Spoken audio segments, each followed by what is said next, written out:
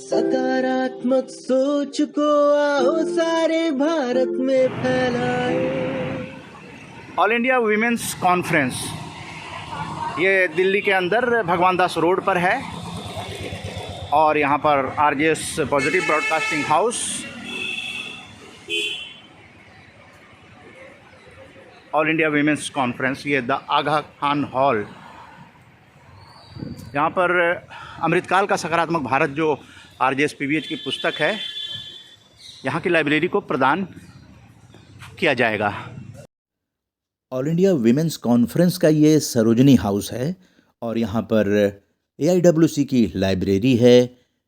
यहाँ पर RJS PBH, RJS positive broadcasting house, RJS positive media ने यहाँ के अधिकारियों के साथ पॉजिटिव मीडिया डायलॉग किया और अमृतकाल का सकारात्मक भारत लाइब्रेरी को प्रदान किया गया। जय हिंद।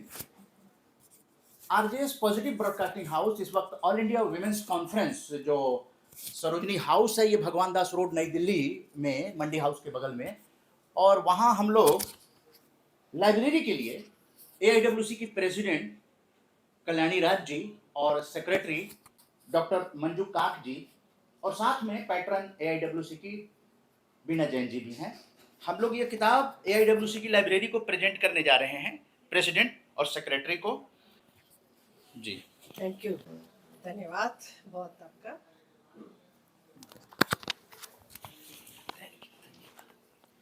बातचीत जो है वो हम लोग शुरू करते हैं कि जो अमृतकाल का सकारात्मक भारत है और विमेन एम्पावरमेंट पे किस तरह से एआईडब्ल्यूसी कार्य कर रहा है, उन चीज़ों को जानने की एक कोशिश जो है वो हम लोग करते हैं प्रेसिडेंट कल्याणी राज जी से।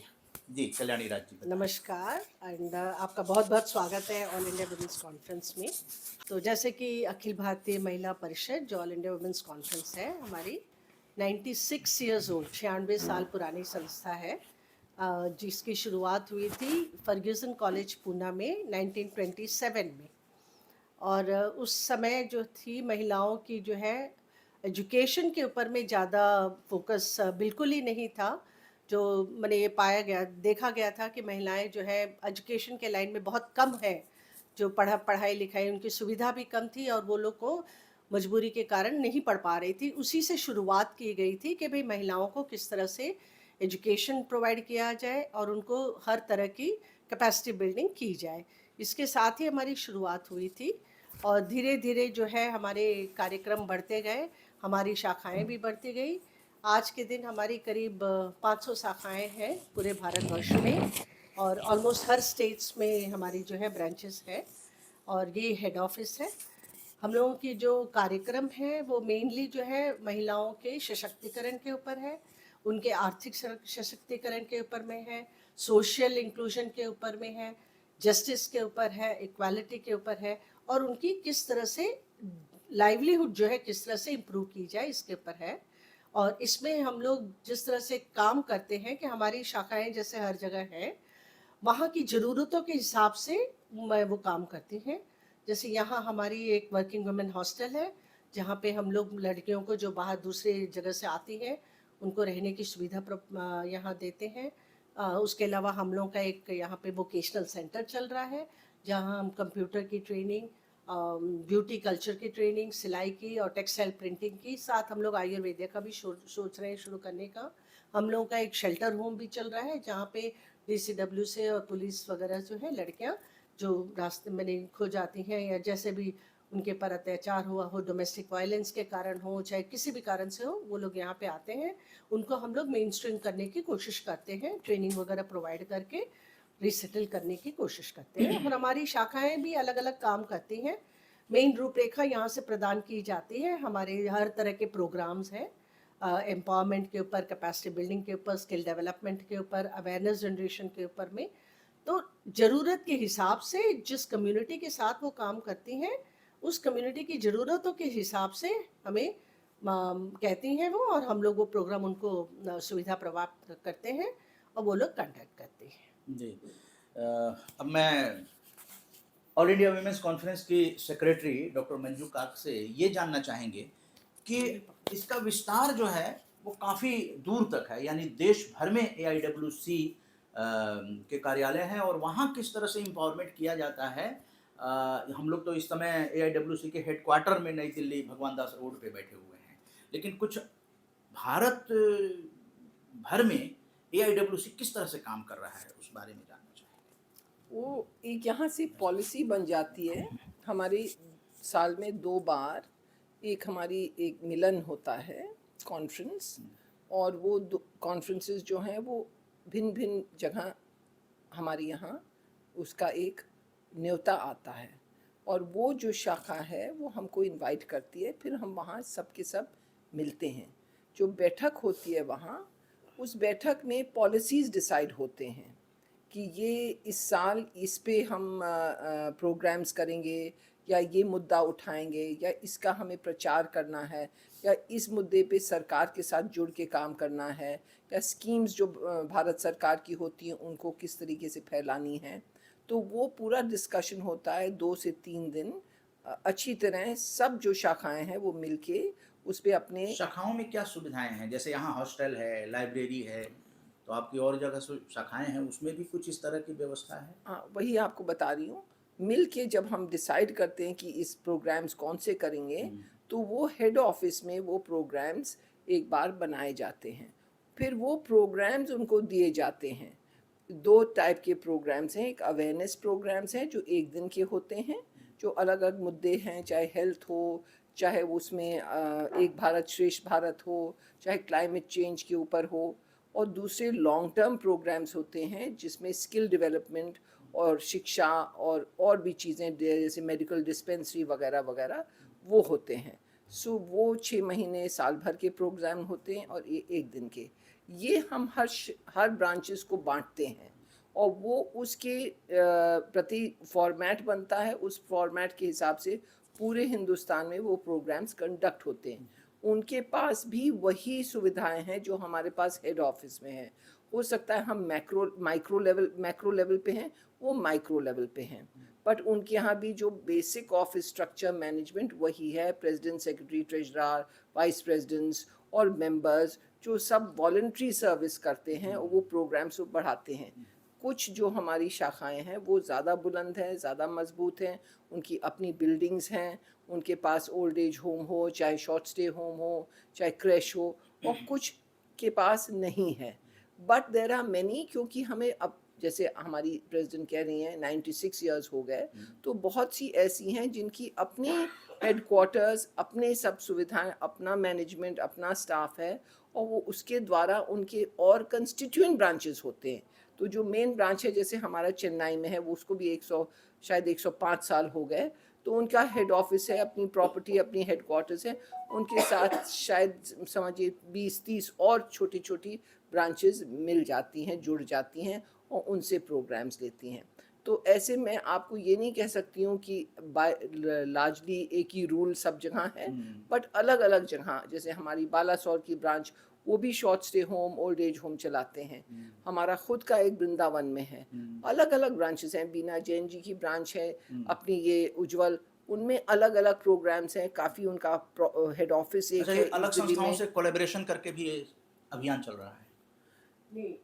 जो अभियान चलते हैं वो जो अलग अलग शाखाएं हैं, वो कभी कभी लायंस क्लब, कभी रोटरी क्लब, कभी कभी कुछ और वहाँ स्टेट की अलग जो एनजीओज हैं उनके साथ मिल के भी करते हैं, और अलग अकेले भी करते हैं। सो ये इस प्रकार से हम लोग अपने जो बातें हैं, अपनी जो नियतें हैं, अपने जो सिद्धांत हैं, वो हम पूरे देश भर में फैलाते हैं। बहुत अच्छा। 96 ईयर्स की ये संस्था है, ऑल इंडिया विमेंस कांग्रेस। आज़ादी से पहले, और देखिए अब आज़ादी के बाद जो है अमृतकाल का भी शुरू हो गया है, और आरजेएस पॉजिटिव ब्रॉडकास्टिंग हाउस का ये अभियान जो है, जो हर रविवार आरजेएस वेबिनार होता है, ये 2047 तक चलेगा। मैं ये भी जानना चाहूँगा, जो AIWC की पैट्रन हैं बीना जैन जी, और उज्जवल विमेंस एसोसिएशन की प्रेसिडेंट भी हैं, तो AIWC में कार्य करते वक्त किस तरह से आपने वो इनिशिएट लिया जिससे AIWC आज गर्व करता है कि हमने इतना काम किया है? मेरी बहुत लंबी जर्नी है AIWC के साथ। मैंने बहुत पहले शुरू किया था 55-60 साल पहले ये कार्य इनके साथ, मगर वो लोग अब आज ज़िंदा नहीं हैं जो मुझे यहाँ लाए थे। मगर जब उन्होंने मुझे यहाँ इंट्रोड्यूस कराया था तो मुझे बहुत अच्छा लगा कि उस ज़माने में भी हमने अर्ली 60s में भी यहाँ जूडो कराया था, क्योंकि यहाँ बहुत अर्ली 60s में भी यहाँ पे हॉस्टल चलता था और उन लड़कियों को जो हॉस्टल में रहती थी उनके हमने जूडो और कराटे कराया था सेफ्टी के लिए।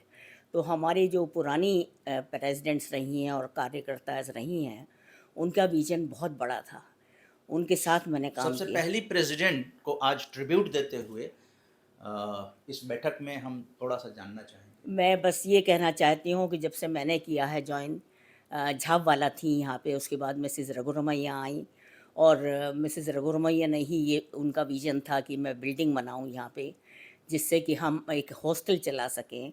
उस वक्त बहुत लड़कियाँ नौकरी के लिए दिल्ली में आया करती थी, मगर उनके पास कोई ऐसी सेफ़ जगह ही नहीं थी जहाँ वो रह सकें।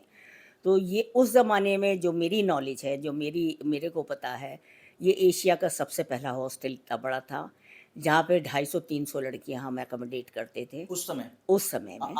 आज भी आज थोड़ा सा ये है कि लड़कियाँ अलग रूम चाहती हैं। उस वक्त वो इतनी कम तनख्वाहें होती थी कि वो डॉर्मेट्री में रह जाती थी और उन्हीं के लिए हमने मेस भी प्रोवाइड किया था। हमारा मेस चलता है, उनको बाहर जाने की ज़रूरत नहीं होती और बहुत कम रीज़नेबल में आपको मेस हम देते हैं, क्योंकि ऑर्गेनाइजेशन का मेन कारण है कि हम महिलाओं को सक्षम बनाएं ताकि वो अपने पैरों पे खड़ी हों, उनको सुरक्षित जगह दें ताकि वो बेफिक्री से अपनी नौकरी को कर सकें।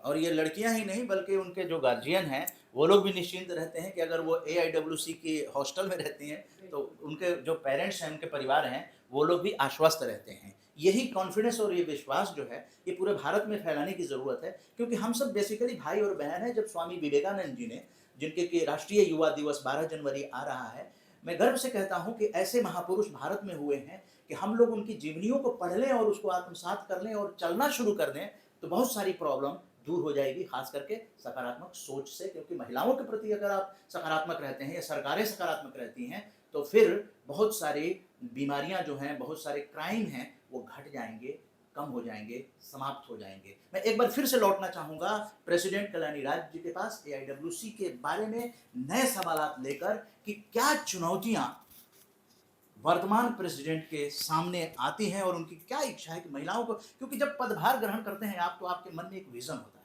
तो कल्याणी राज जी के मन में भी विज़न होगा कि जो काम हुए हैं कुछ हम भी नया करके दिखाएं।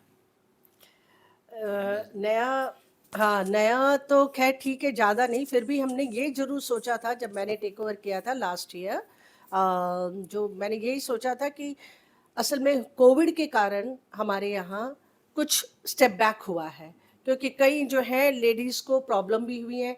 आपको शायद ये बताने में मुझे बहुत ही हर्ष है कि हम लोग सभी वॉलंटरी वर्कर्स हैं। शायद ये इंडिया की एक पहली संस्था है जहाँ पे करीब जो है 1 लाख जो है महिलाएं मिल के एकदम पूरा अपना समय और वक्त और पूरा जो है अपने नॉलेज के साथ जो भी यहाँ काम करती हैं, हम सभी यहाँ वॉलंटरी वर्कर्स हैं। तो हम लोगों के लिए और बाकी कई ऐसी जो महिलाएं हैं, एज से भी उनको फ़र्क पड़ा है। तो कोविड के टाइम पे काफ़ी ऐसा हुआ था जिसके कारण जो है महिलाएं जरा सा कर नहीं पा रही थी जितनी उनकी क्षमता है, या जो पहले कर पा रही थी उसके कारण भी। और कई ऐसे नए मेंबर्स भी हमारे जुड़े उस समय थे। तो घर चली गई होंगी महिलाएं। काफ़ी नहीं, घर नहीं, अपने-अपने घरों से ही काम करती हैं। असल में आपने जो पहले पूछा था सवाल, उसका जवाब ये भी है कि अधिकतर जो हमारी शाखाएँ हैं, ऐसी बिल्डिंग की जो फैसिलिटी है हमारे बहुत कम शाखाओं के पास है। जो है हमारे पास शायद मिला के सब करीब 20-25 ही होंगी ऐसी शाखाएँ जिनके पास जो है अपनी बिल्डिंग है, अपनी सुविधा है, जो कि वो लोग अलग तरह के प्रोग्राम चला सके। बाकी प्रोग्राम्स जो है वो लोग सभी जब भी कोई प्रोग्राम होता है तो भाड़े में जैसे जगह लेके वो लोग चलाती हैं, कम्युनिटी में जाके चलाती हैं कई बार, और कई जगह भाड़े में लेके जैसे करती हैं। तो ऐसी सुविधा हर एक के पास में उपलब्ध नहीं है। तो अलग अलग तरीके के अधिकतर जो है काम करते हैं वो लोग अपने घर से ही काम करती हैं, और जो है जब भी ज़रूरत होता है, जहाँ भी प्रोग्राम होता है वहाँ पे मिल जाती हैं। कोई जो हॉल उन्होंने भाड़े में ले लिया, उसी तरह से काम हमारा चल रहा है। तो मेरा मकसद यही था कि जो हमारी ब्रांचेस हैं उनकी क्षमता और बढ़ाई जाए, हमारे मेंबर्स की नॉलेज और इंक्रीज की जाए, और आजकल जो है ये ग्रामीण विकास और ये जो रूरल एरियाज है उनके ऊपर में बहुत ज़्यादा ध्यान देने की ज़रूरत है, क्योंकि शहरों में तो विकास हो ही रहा है। आजकल तो छोटे छोटे गांव भी शहर में कन्वर्ट हो चुके हैं, सुविधाएं वहाँ भी उपलब्ध हो रही हैं, बट कई जगह ऐसा हो रहा है, कई ऐसी रूरल जगह है जहाँ पे अभी भी उतनी ज़्यादा विकास हुआ नहीं है, और वहाँ पे अधिकतर ऐसा हो रहा है कि एग्रीकल्चर के कारण आप जो कैसे इसको अमली जामा पहना सकते हैं? यही है मकसद, यही है कि अब जगह गांव में खेती बाड़ी होती है, अधिकतर जगह हो रहा है कि खेती बाड़ी में नुकसान हो रहा है, या तो बेमौसम बरसात के कारण जो है उनकी पूरी उपज खराब हो जाती है, या ड्रॉट होता है, या कुछ भी होता है। तो कई जगह ऐसा देखा गया है कि आदमी जो है हर एक फैमिली में जब ऐसी अवस्था आती है तो माइग्रेट कर जाते हैं शहरों की तरफ, और औरतें वहां अकेली रह जाती हैं, जो घर बार भी संभालती हैं, बच्चों को भी संभालती है, आमदनी की भी व्यवस्था करती है। तो हमें ये लगा कि हाँ, उन औरतों को कुछ जो है हैंड होल्डिंग की जरूरत है। पायलट उन प्रोजेक्ट हाँ, कुछ हम लोग वैसे शुरुआत कर रहे हैं कर रहे हैं। कि रूरल एरियाज में जो है हम लोग नए प्रोजेक्ट शुरू कर सके, जिससे वहाँ पे जो महिलाएं हैं उनकी आमदनी की व्यवस्था हो, उनकी क्वालिटी ऑफ लाइफ इम्प्रूव हो, जिससे वो लोग बच्चों को भी ज़्यादा समय दे पाए, अपने आप पे भी ज़्यादा समय दे पाए, और उनकी फैमिली लाइफ अच्छी तरह से कहाँ हो से शुरू सके। करेंगी?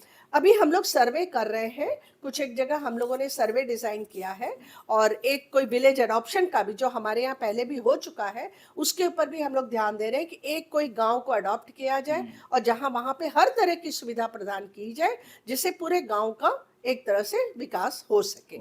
इन सब मुद्दों पर ही अब ज्यादा हम लोग फोकस कर रहे हैं। जी। अब एक बार फिर हम लौटते हैं जो सेक्रेटरी एआईडब्ल्यूसी की डॉक्टर मंजू काक जी हैं। जब आपने एआईडब्ल्यूसी ज्वाइन किया था तो आपके मन में क्या था और वो क्या अचीव किया आपने? मैंने तो ज्वाइन किया था, क्योंकि एक हमारी गांधी जी के एक सेक्रेटरी थे आनंद हिंगुरानी, उनकी वाइफ थी गंगा आंटी हम कहते थे, तो वो इलाहाबाद में भी मेंबर थी और काफ़ी समय से वो जुड़ी हुई थी बहुत सारे सोशल वर्क से। तो मेरे हस्बैंड हांगकांग में पोस्टेड थे, हम वापस आए तो उन्होंने मुझसे ये कहा थोड़ा सा ताना दे के कि बहुत काम कर लिया पैसे के लिए, अब तुम थोड़ा बहुत काम एक संस्था में भी दो, अपने देश को भी दो, और आप जैसे लोग जिनको विरासत में एआईडब्ल्यूसी मिली है वो आप लोग नहीं जुड़ोगे तो कौन जुड़ेगा। तो मैं 1997-98 तब यहाँ कलावती त्रिपाठी जी प्रेसिडेंट थी, और उनकी प्रेसिडेंटशिप में मेरे ख्याल से बीना जी तब ट्रेजरर थी उस वक्त। और मैं इतना कहूँगी ज़रूर कि मैं जब इनके कमरे में गई, ट्रेजरर थी वो, तब इतना फैंसी हमारा ऑफिस नहीं था, पुराने ज़माने का था, और मैंने इनसे कहा कि ऐसी ऐसी बात है, तो उन्होंने फ़ौरन मुझे फॉर्म पकड़ा दिया और कहा ज्वाइन करो दिल्ली विमेंस लीग। न वो मुझे अच्छी तरह जानती थी ना कुछ, बट फ़ौरन उनका एटीट्यूड इनकरेजिंग था। फिर कलावती जी के पास गई और इस तरीके से मैंने ज्वाइन किया। तो अब उसके मेरे ख्याल से 25 साल हो रहे हैं, और उस दौरान में कभी मीडिया, कभी लाइब्रेरी, कोई अक्सर मुझे अपने 2 या 3 अचीवमेंट बताएं कि आपने एआईडब्ल्यूसी में कुछ चेंज किया है, परिवर्तन किया है। मैंने 2-3 छोटे काम किए हैं। मीडिया का थोड़ा बहुत मैं संभालती थी, तो विमेन एंड चाइल्ड मिनिस्ट्री ने हमको एक बहुत अच्छा प्रोजेक्ट दिया था, जिसमें 5 स्टेट से हमको इवैल्यूएशन करना था, 2 अंग्रेज़ी अखबार, 2 लोकल अखबार वर्नैक्युलर, और उनमें हमें देखना था कि विमेन स्टोरीज़ कितने हैं, तो विमेन ओरिएंटेड स्टोरीज़ कितनी हैं। तो वो हमने रिपोर्ट काफ़ी अच्छी बनाई, वो एक उसके बाद किताब बन गई, और मैं गर्व से कहती हूँ कि वो किताब जो है आज न्यूयॉर्क पब्लिक लाइब्रेरी में है, in New York city. It is part of the library edition. So एक वो काम जो मुझे लगता है कि अच्छा था। एक और प्रोग्राम जो बीना जी लेके आई थी, कम्युनल हार्मनी का, तो ये भी पुराना प्रोग्राम चल रहा था, और जब कोविड का टाइम था तो हमारी प्रेसिडेंट थी शीला काकड़े, और उनको लगा कि कुछ नहीं हो रहा है क्योंकि हम लोग बाहर निकल नहीं पा रहे थे। तो थ्रू वेबिनार हम लोगों ने 20-25 वेबिनार किए एक भारत श्रेष्ठ भारत पे, और हर वेबिनार में 50 से लेके 100 आदमी जुड़ते थे। तो हम लोग इस तरीके से काफ़ी हमने संगठन बनाया और बाद में ऑफ कोर्स फिज़िकल भी सेमिनार किए 8-10, तो वो भी एक अच्छा प्रोग्राम था। उसके अलावा मैंने 2-3 और काम किए हैं, बट इतना लंबा वक्त न लेते हुए मैंने आपको ये 2 छोटे मुद्दे बताए। कुछ ग्रास रूट पे भी काम हुए हैं और उसके अलावा बहुत सारी पॉलिसी और अदर चीज़ें थीं। जैसे अक्सर हम लोग यहाँ मीडिया कॉन्फ्रेंसेस भी करते थे, तो 2-3 ऐसी बड़ी मीडिया कॉन्फ्रेंसेस की हैं जिसमें हमारी अच्छी नेशनल लेवल की मीडिया पर्सनल आई हैं इधर, और उन्होंने मुद्दे उठाए हैं जो हमारा संगठन बड़ा है। एक बार बहुत पहले की बात है, जब मोहिनी गिरी प्रेसिडेंट थी NCW की, तब भी उन्होंने 33% रिजर्वेशन बिल पे मुद्दा उठाया था। तो उस पे भी मैं उनकी committee, she had made a committee called political action committee, तो वो पॉलिटिकल एक्शन कमेटी में काफ़ी हम लोगों की एडवोकेसी चली है, इतना तक कि हम लोग पार्लियामेंट भी गए हैं ब्लैक बैंड्स पहन के, और बहुत सारी चीज़ें उनकी इनिशिएटिव में हम लोग अब कैसा लग रहा है members जब स्त्री वंदन विधेयक पारित हुआ और वो अमली जामा पहन लिया, हाँ, जिसकी शुरुआत आपने लड़ाई लड़ी, तो उस पे हमें अच्छा ज़रूर लग रहा है, और मुझे लगता है AIWC उसमें कुछ लीडरशिप भी ले, क्योंकि उसमें अभी हमको प्राप्त करने में काफ़ी टाइम लगेगा, क्योंकि क्लॉजेस हैं, सेंसेस है, बहुत सारी चीज़ें हैं, बट हम लोग अपनी लीडरशिप तैयार कर अंत में सकते बता हैं। दें, हालांकि इंटरिम बजट आ रहा है, लेकिन कोई अपेक्षा ऐसी महिलाओं को लेकर आपकी हो बजट से? जेंडर बजटिंग के लिए तो काफ़ी हम लोगों ने काम किया कि हर जो डेवलपमेंट स्कीम है उसमें एक जेंडर बजटिंग की नज़रिया से देखी जाए, एंड उसका allocation of funds for women उसमें ज़रूर हो। सो इट डजेंट मैटर कि हेल्थ की स्कीम है चाहे सोशो इकोनॉमिक प्रोग्राम्स की हो, बट उसमें वो है। बट इसमें मैं एक और चीज़ जोड़ना चाह रही हूँ कि हमारी प्रेसिडेंट बैठी हैं, ये बीना जी के टाइम में एक जो नई दिशा हम लोगों ने निकाली थी, ये प्रेसिडेंट थी, और उषा नायर हमारी तब ट्रेजरर थी, तो उन्होंने वक्त तो देखते हुए एक क्लाइमेट चेंज का प्रोग्राम उन्होंने इनिशिएट किया था, जो हमारी प्रेसिडेंट कल्याणी जी ने कहा नहीं, बट उन्होंने उस प्रोग्राम को इतना बढ़ाया कि देश भर में और विदेश में अंतर्राष्ट्रीय उन्होंने भी किया है, एंड कॉप में भी अभी उनका बड़ा योगदान हुआ। तो ये कुछ चीज़ें हैं जो हमने सरसरी तौर से आपको बताई हैं, पर बहुत कुछ और हुआ है जो हमारे और साथी आपको बताएंगे। हाँ, बीना जैन जी से बीना जैन जी से जानते हैं कि बीना जैन जी, आपके सपने जो थे इतने लंबे अरसे से ट्रेजरर के रूप में आप आई और प्रेसिडेंट भी बनी, अभी पैटर्न भी हैं, तो AIWC के लिए जो सपने आपने देखे थे वो कहाँ किस हद तक पूरा होते देख रही हैं? माना जी, ये तो बहुत मुश्किल है, समय बहुत बदल गया है, मगर हाँ, मैं एक बहुत ग्रास रूट में यहाँ आई थी, गांव-गांव में जा कर के मैंने काम किया, और मैंने इसका छोटा सा एक लेख अपनी रोशनी बुक में लिखा भी है, जो हमारा जर्नल निकलता है। मगर मैं प्रेसिडेंट भी बनी, मगर मुझे जल्दी नहीं थी कोई प्रेसिडेंट बनने की। मैं बहुत साल के बाद मुझे बहुत ग्रूम किया लोगों ने, उसके बाद मैं बनी, और मुझे बहुत प्राउड हूँ मैं इस बात के लिए, मैं एक सक्सेसफुल प्रेसिडेंट रही, क्योंकि मैंने अपनी पेट्रन के सबकी सलाह के साथ मैंने काम किया, और मेरे प्रेसिडेंटशिप में मैंने संस्था के लिए एक इंटरनेशनल कॉन्फ्रेंस करी थी, एम्पावरिंग रूरल वुमेन, और जो हमारे प्रोग्राम चलते हैं अवेयरनेस प्रोग्राम, उनके लिए हमारा जो उनका मैंने इवैल्यूएशन भी कराया, और प्रोफेशनल किसी कॉलेज के थ्रू कराया था। और ये भी मैं कहना चाहती हूँ कि जब मैं ट्रेजरर थी तो मैंने अपने स्टाफ की इंश्योरेंस पॉलिसी ली थी, क्योंकि हमारी एक आधी ट्रेजेडी ऐसी हुई थी कि जिसमें मैं चाहती थी अगर इनके परिवार इनकी किसी भी ट्रेजेडी के बाद सफ़र ना करें, तो मैंने ग्रेच्युटी के साथ भी इनकी इंश्योरेंस ली थी, और लाइफ इंश्योरेंस भी ली थी इनकी, क्योंकि जब इंश्योरेंस लेते हैं, और मेरा ख्याल वो 22-23 साल पुरानी बात हो गई, तो मेरा विज़न ये था कि उनकी फैमिली सफ़र ना करे, और ऐसा हुआ, क्योंकि हमारा वर्कर जो है जल्दी चला गया, तो उसकी फैमिली को उतना नुकसान, मतलब एक आदमी का नुकसान तो कोई भरपाई नहीं है, मगर फाइनेंशियली वो अपने पैरों पे खड़े हो सके। सो ये थोड़ी सी मेरी अचीवमेंट, और भी मैंने छोटे छोटे बहुत काम किए हैं, मगर ये मैं ये समझती हूँ उसको गिनवाने से कोई फ़ायदा नहीं है, जो हम करते रहते हैं और अगर दूसरे आदमी को उसका कोई फ़ायदा होता है तो मैं समझती हूँ वही हमारा अचीवमेंट है। उसको हमें बार बार रिपीट करने से कोई मतलब पैदा नहीं होता। अब एक बार फिर लौटते हैं प्रेसिडेंट के पास और कल्याणी राज जी से ये जानना चाहेंगे कि कल्याणी राज जी, यहाँ पे हॉस्टल भी है और आपके यहाँ वोकेशनल कोर्सेज भी हैं, उसका लाभ कैसे लोग ले रहे हैं या लेना चाहते हैं, या और भी आपके ब्रांचेज हैं वहाँ पर भी कैसे अप्रोच कर सकते हैं लोग और इसका लाभ ले सकते हैं? ये इंफॉर्मेशन हमारे वेबसाइट में काफ़ी अवेलेबल है। यहाँ इस जगह दिल्ली के अलावा और जितने जगह में हमारे हॉस्टल्स चलते हैं या जो वोकेशनल ट्रेनिंग चलते हैं, उन सब की डिटेल्स हमारे वेबसाइट में अवेलेबल है। www.aiwc.org.in। उसमें सारी जो है इंफॉर्मेशन है।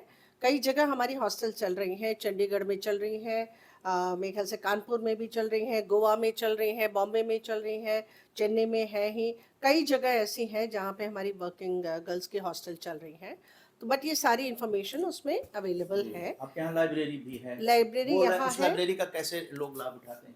लाइब्रेरी यहाँ पे काफ़ी रिसर्च स्कॉलर्स आते हैं, बाहर से विदेशों से भी आते हैं। ये एक्चुअली कहते हुए मुझे बड़ा अच्छा लग रहा है कि विदेशों से भी, क्योंकि वुमेन स्टडीज़ जो है हम लोगों का मेन फोकस, जो हम लोगों का जो वुमेन एम्पावरमेंट का जो काम है, स्पेशल बुक्स हैं? हाँ, काफ़ी है रिसर्च की जो है, काफ़ी इसमें यहाँ पे थीसिस भी है अवेलेबल, बुक्स भी हमने काफ़ी यहाँ पे ले रखी हैं। और उसके अलावा काफ़ी डोनेशन में कई ऐसे भी जो है स्कॉलर्स जो अपनी अपनी बुक यहाँ डोनेट करना चाहते हैं, क्योंकि जानते हैं कि यहाँ पे रिसर्च स्कॉलर्स आते हैं। तो इस तरह से हम लोगों का जो है कलेक्शन काफ़ी अच्छा है।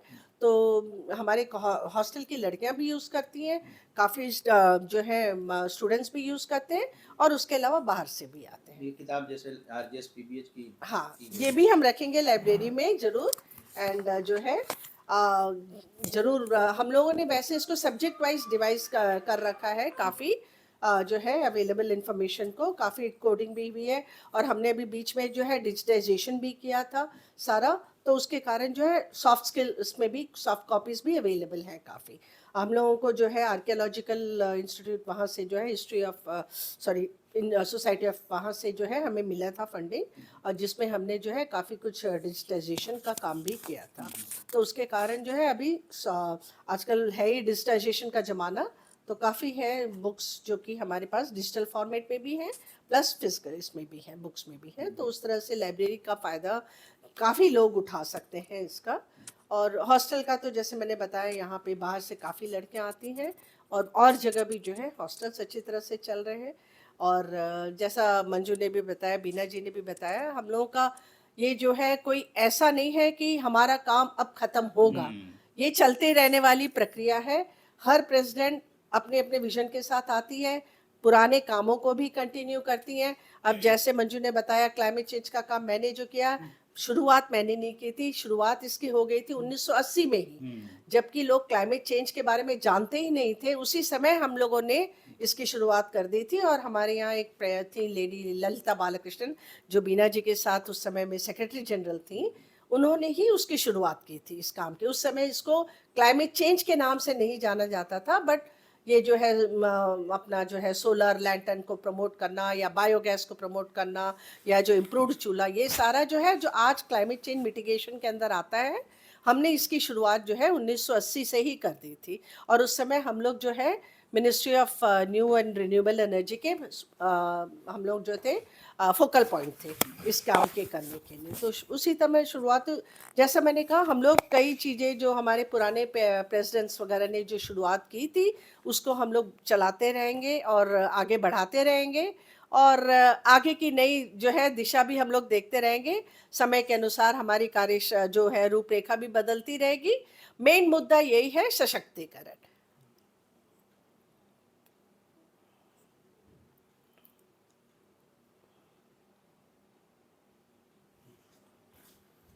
तो आपके हाथ में अमृतकाल का सकारात्मक भारत है। हाँ जी। ये सकारात्मक पत्रकारिता से सकारात्मक भारत निर्माण, ये आरजेएस पॉजिटिव ब्रॉडकास्टिंग हाउस की 2047 तक की कोशिश है। तो अमृतकाल का भारत जो है वो सकारात्मक कैसे बने, महिलाओं के दृष्टिकोण से आप एक प्रेसिडेंट, AIWC जो एपेक्स बॉडी है, इतनी बड़ी संस्था है, क्या कहना चाहेंगे कि हमारा भारत इस अमृतकाल में सकारात्मक कैसे बनेगा, उस पर 2 शब्द आप सभी लोगों से चाहेंगे? सकारात्मक सोच रखनी ज़रूरी है और सकारात्मक कार्य रखना। सोच सबसे पहले जो होनी चाहिए सकारात्मक, क्योंकि अगर सोच होगी तभी हम लोग जो है कार्य को उसको हम लोग एक्चुअली इम्प्लीमेंट कर पाएँगे। जब हमारी सोच ही अगर ना हो सकारात्मक तो आगे के लिए हम आगे कुछ नहीं कर पाएँगे। तो सबसे पहले मेरे ख़्याल से महिलाओं को जो कि बहुत ज़रूरत है, अपने घर हो चाहे काम करने की जगह हो, चाहे बच्चे हों, चाहे स्टाफ हो, हर एक के साथ जब हम एक सकारात्मक सोच करके और हम यही सोच के अगर आगे बढ़े कि हाँ, हमें ज़रूर जीत होगी, जो हम करना चाहते हैं हमारा उद्देश्य हमेशा सफल रहेगा, यही सोच के हम करते जाएँगे, अपनी तरफ से जो कोशिश है वो हम करते जाएँगे, आगे जो है लोग जुड़ते जाएँगे साथ ही और कारवां बढ़ता जाएगा, यही अच्छा रहेगा। चरैवेति चरैवेति। बिल्कुल, हाँ। वो एक है ना गांधी जी के ऊपर एक मेरे ख्याल से मैथिली जी ने लिखी हुई है ना, हे कोटि चरण हे कोटि बाहु एक कोटि रूप एक कोटि नाम, उसी तरह से है। जी, डॉक्टर मंजूकार जी। आ, जो आप कह रहे हैं कि ये कैसे हम प्राप्त करेंगे, मेरी नज़र में 2 चीज़ें बहुत आवश्यक हैं। एक है औरतों की हेल्थ इंश्योरेंस।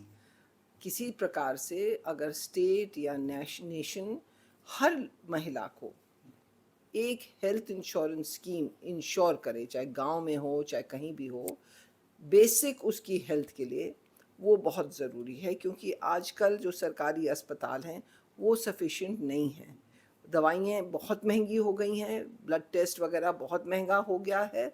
तो एक इंश्योरेंस स्कीम होनी चाहिए जिसमें जो महिला है वो बेसिक अपनी हेल्थ की जो चीज़ें उसको आवश्यक हैं वो हो। और ये तो आयुष्मान एक भारत? ये आयुष्मान भारत अभी शुरुआत है उसकी, मगर इसकी पूरी सक्सेस होना ज़रूरी है।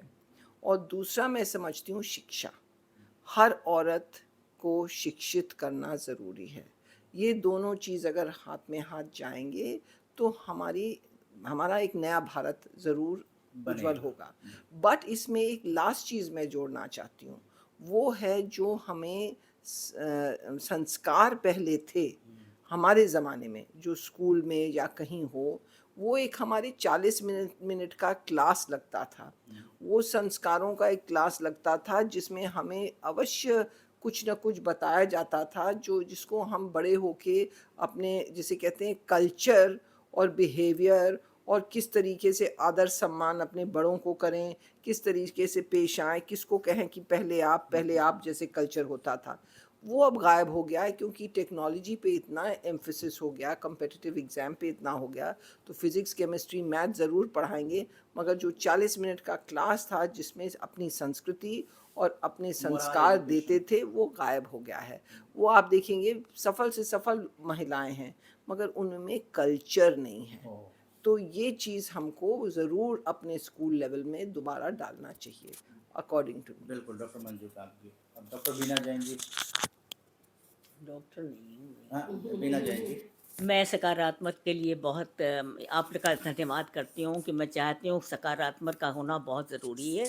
जब तक हम पॉजिटिव नहीं है, सकारात्मक नहीं है, हम जीवन में कुछ भी अचीव नहीं कर पाएंगे। और चारों तरफ जो आजकल हमारे इतना उपद्रव का नाम मैं दूंगी जो फैला हुआ है, उसका कारण यही है कि हम क्यों न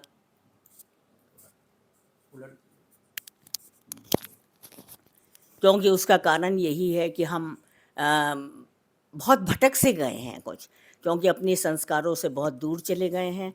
और कुछ मैं समझती हूँ कि इतना आदमी रेस्टलेस सा हो गया है हर चीज़ को पाने के लिए कि उसको कुछ भी समझ में नहीं आती, और वो समझता है कि मैं दूसरे को पुल करूँगा तो शायद मुझे मेरी ख्याति मिलेगी। मगर मैंने जीवन में अपने ये देखा है और पाया है कि आदमी को अगर हम सकारात्मक रहते हैं तो वो वही अचीव करता है, वो वही शिखर पे पहुंचता है जो दूसरों को साथ लेके चलता है और अपने विचारों को शुद्ध बना करके चलता है और काम अपनी बहुत अच्छी इंसानियत से करता है। वही आदमी आगे अपने आप पहुंच जाता है। मगर उतना धीरज आज समाज में शायद नहीं है, देखने को मिलता। और मगर ठहराव ही इंसान का जीवन है। अगर ठहराव नहीं है तो आप जीवन में कुछ नहीं कर पाएंगे। भागते रहिए, इधर उधर चिल्लाते रहिए, मगर आप वो अचीव नहीं कर पाएंगे जो कर रहे हैं। तो यही मेरा एक समाचार मैं देना चाहती हूँ इस प्लेटफॉर्म के माध्यम से कि आप पॉजिटिव रहें, सकारात्मक रहें, दूसरों के साथ मिलजुल करके करें, आप खुद ब खुद आगे बढ़ते चले जाएंगे, वही आपका भविष्य है और देश का भविष्य। पॉजिटिव मीडिया आप जुड़ी मैं आरजेएस का आरजेएस पॉजिटिव का बहुत बहुत धन्यवाद करना चाहती हूँ कि वो हर इतवार को कोई ना कोई एक ऐसा मुद्दा लेकर के आते हैं जो हमारे समाज और सोसाइटी के लिए बहुत ज़रूरी है। और इसमें थोड़ा सा मैं कहना चाहूँगी उदय माना जी से कि अगर आप जवान बच्चों को, लड़के हों या लड़कियों को, अगर उनको जोड़ें तो हम समाज में ये बहुत जल्दी फैला सकेंगे। और उनमें जब ये धीरजता आएगी, सकारात्मकता आएगी, तो हमारा समाज एक बहुत ही सुंदर समाज बन जाएगा। धन्यवाद। तो इतने सार्थक विचार और सकारात्मक विचार आए हैं, वो काम करने वाले लोगों से ही आ सकते हैं। बीना जैन जी पैटर्न रही हैं, पूर्व प्रेसिडेंट रही हैं AIWC की, और वर्तमान सेक्रेटरी डॉक्टर मंजू कार्क जी ने भी बहुत अच्छा संबोधन दिया शिक्षा और स्वास्थ्य, और इसके साथ साथ उन्होंने मोरल एजुकेशन, जो नैतिक शिक्षा है। तो यहाँ पर ये भी कहना चाहेंगे कि सांस्कृतिक आहार विहार या सात्विक आहार विहार, क्योंकि जैसा खाएंगे अन्न वैसा होएगा मन। तो घर परिवार जो है इस बात का ध्यान रखें कि आप अपने बच्चों को जैसा अन्न खिलाएंगे, मैं उसमें नहीं जाना चाहूँगा फास्ट फूड और ये सब, लेकिन जैसा खिलाएंगे उसका रिजल्ट भी आपको मिलेगा। तो ये भी अच्छा रहा। और जो गतिविधियां हैं और आगे चल के जो गांव पहुंचने की जो भारत की आत्मा है वो गांव में है। देखिए, ये प्रेसिडेंट AIWC की जो सोच है, तो उसमें हम सबों को भी भागीदार बनना चाहिए, क्योंकि ना तो भारत सरकार अकेले दम पे कुछ कर सकती है, तभी आज़ादी का अमृत महोत्सव में जन भागीदारी के लिए आए कि सब लोग मिलकर करें। तो प्रेसिडेंट AIWC को पूरा समर्थन रहेगा, Kalyani Raj ji RJS positive broadcasting house का पूरा समर्थन रहेगा कि हम लोग आपके साथ, हम लोग भी गांव तक पहुंचे, आपके साथ गांव में पहुंचे, आपके विजन को इम्प्लीमेंट करते हुए हम लोग भी देखें, क्योंकि हम लोगों का सकारात्मक भारत का जो सपना है, राष्ट्र प्रथम, भारत एक परिवार, विश्व एक घर, यही वसुधैव कुटुंबकम। तो इसके साथ ये बातचीत बहुत ही सार्थक रही है, और मुझे लगता है कि जिन लोगों ने इस बातचीत को देखा, सुना, तो वो लोग भी अपने छोटे छोटे कदम, क्योंकि छोटे छोटे कदमों से ही आज जो है प्रेसिडेंट सेक्रेटरी ने पूरे भारत का विजन जो है प्रस्तुत किया। इवन यहाँ से लेकर और संसद तक भी हम लोग इस बातचीत में पहुंचे हैं, और बहुत सी चीज़ें हो रही हैं, और भारत सकारात्मक बनेगा। इसके लिए RJS पॉजिटिव ब्रॉडकास्टिंग हाउस का हर रविवार RJS वेबिनार वो माइलस्टोन होगा। और ये पुस्तक है, ये जो पुस्तक है, उसका दूसरा, अमृतकाल का सकारात्मक भारत का दूसरा भाग जो है, हम एक बार फिर AIWC के ऑफिस में आएंगे, प्रेसिडेंट सेक्रेटरी के पास, और वो पुस्तक प्रदान करेंगे, जो कि 13 फरवरी को मारवा स्टूडियो, नोएडा फिल्म सिटी में रिलीज होगी। और एक डॉक्यूमेंट्री फिल्म भी सकारात्मक भारत उदय आंदोलन की वहाँ पे प्रीमियर होगा। और 21 जनवरी हम लोग गणतंत्र दिवस भी मना रहे हैं, और AIWC के सभी पदाधिकारियों को भी हम आमंत्रित करेंगे लेडी हार्डिंग मेडिकल कॉलेज में, कलावती शरण चिल्ड्रंस हॉस्पिटल के कॉन्फ्रेंस हॉल में, कि वहाँ पर भी हम लोग गेट टुगेदर करें और देश के बारे में सोचें, गणतंत्र दिवस को सक्सेसफुल बनाएं। तो इसके साथ ही आप सभी लोगों का धन्यवाद करते हुए, मैं उदय कुमार मन्ना, संस्थापक RJS पॉजिटिव ब्रॉडकास्टिंग हाउस। जय हिंद, जय भारत। Thank you.